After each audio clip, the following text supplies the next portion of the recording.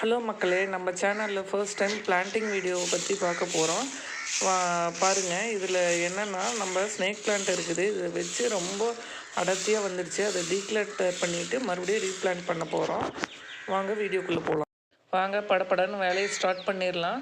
பாருங்கள், இதுதான் snake plant. இந்த ஸ்னேக் பிளான்ட்டு பார்த்திங்கன்னா நல்ல ஆக்சிஜன் தரக்கூடியது. இண்டோர் பிளான்ட்டுன்னு சொல்லலாம். பக்கத்தில் இன்னொரு பிளான்ட் இருக்குது. அது நல்லா கொஞ்சம் செடி மாதிரி வந்து நிறைய அப்படியே கொஞ்சம் க்ரீப்பியாகவும் வருது. இருந்தாலும் பார்த்திங்கன்னா நிறைய வருது. அதையும் கட் பண்ணி எடுக்கணும். ஃபஸ்ட்டு ஸ்னேக் பிளான்ட்டை க்ளீன் பண்ணிடலாம். அன்றைக்கி மழை வந்ததுனால கொஞ்சம் ஒரு பஞ்ச் எடுத்துட்டேன் ஈஸியாக. இப்போ மழை பெஞ்சு 2 நாள் ஆகுது, அதனால் எடுக்க முடியல. ஃபஸ்ட்டு இழுத்து பார்த்தேன், அப்புறம் கொத்தில் தான் வெட்டி பார்த்தேன். வெட்டியும் இழுக்க முடியல. பாருங்கள், அப்படியே லைட்டாக வெட்டிக்கிட்டே இருக்கோம். ஒரு செடி வெட்டி எடுக்கிறதுக்கு எவ்வளோ நேரம் ஆகுது. இழுத்து பெல்ட்டி அடிச்சிட்டா என்ன பண்ணுறதுன்னு சொல்லிட்டு செங்கோட கூப்பிட்டு ட்ரை பண்ண சொன்னோம். பாருங்கள், செங்கோடு ஃபஸ்ட்டு இழுத்து பார்த்தாப்புல முடியல. ஒரு செட்டு வந்தது, அடுத்த செட்டு இழுக்க முடியல. என்ன பண்ணாப்புல அப்புறம் எப்பயும் போல் இந்த களைக்கொத்து இருக்குது பார்த்திங்களா, அதில் தான் வச்சு லைட்டாக வெட்டி எடுத்தோம். இப்போ நம்ம பார்க்குறது அப்படியே ஒரு செடியிலேருந்து இத்தனை செடிகள் ஃபார்ம் ஆகிருக்குது. பாருங்கள், அந்த மண்ணை தட்டி எடுத்துகிட்டு அந்த பெரிய பிளான்ட்டெல்லாம் தூக்கி போட்டுடலாம். நம்ம அந்த சின்ன பிளான்ட் மட்டும் மறுபடியும் ரீப்ளான்ட்டிங்காக வச்சுக்கலாம். அப்போ தான் பதியம் வைக்கிறதுக்கு பரவாயில்லையாக இருக்கும். அந்த மண் ஃபஸ்ட்டு எல்லாம் டீக்ளட்டர் பண்ணி அப்படியே அந்த பெரிய செடி மட்டும் எடுத்துகிட்டு சின்ன செடியை விட்டுறலான்னு தான் பார்த்தோங்க. ஆனால் சரி, இவ்வளோ பெருசாகிடுச்சு, எல்லாமே எடுத்துகிட்டு அதில் குட்டி குட்டி செடி இருக்கும் இல்லையா, பேபி செடியெல்லாம் வச்சிடலாம் அப்படின்னு ஐடியா பண்ணிட்டு தான் சரி க்ளீன் பண்ணுறதே பண்ணுறோம். ஓவராலாக ஒரு க்ளீனப் பண்ணிவிட்டா பார்க்குறதுக்கு நீட்டாக இருக்கும். அது இல்லாமல் அந்த ஒய்லட் கலர் செடி இருக்கு இல்லைங்களா, அதோட இலையெல்லாம் ரொம்ப உளுந்து சருகு நிறையா கிடந்தது. ஆனால் இதெல்லாம் போட்டு ஒரு இயற்கை உரம் தயாரித்தோம்னா சூப்பராக இருக்கும். ஆனால் இதுக்கு தேவையில்லைங்க. மறுபடியும் எப்படியும் லீஃப் கீழே தான் உழுவ போகுது. அதெல்லாம் மக்கி அதுக்கு உரமாக ஃபார்ம் ஆயிரும் ஆட்டோமேட்டிக்காக. நாம் ஒன்றும் பெருசாக இதுக்கு இது பண்ண வேண்டியதில்லை. பாருங்கள், குப்பையெல்லாம் கூட்டி எடுத்தாச்சு, அவ்வளோதான்.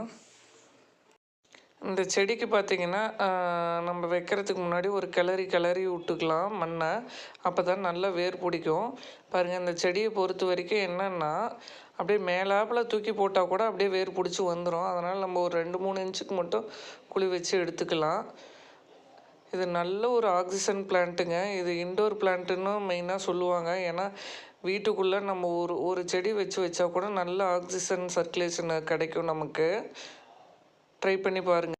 சரி, கையோட இந்த ஒய்லட் பூக்கலர் செடி சொன்னேன் இல்லைங்களா, அது இந்த பக்கம் போகும்போது வரும்போதெல்லாம் குத்திக்கிட்டு இருந்தது. கொஞ்சம் நீளமாக வளர்ந்துருந்தது.